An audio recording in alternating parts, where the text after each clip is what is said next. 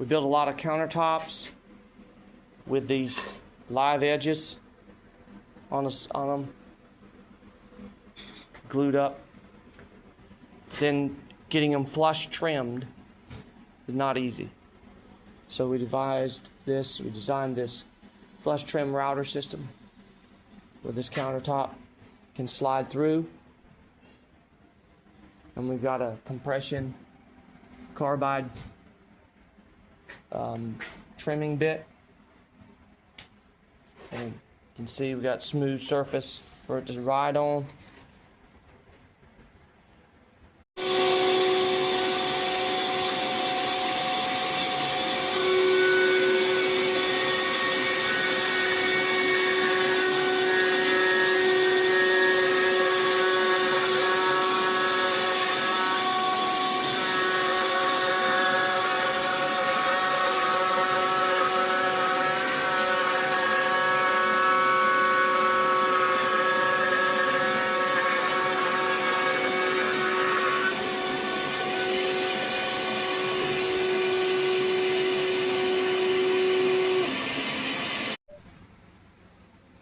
Flush right there.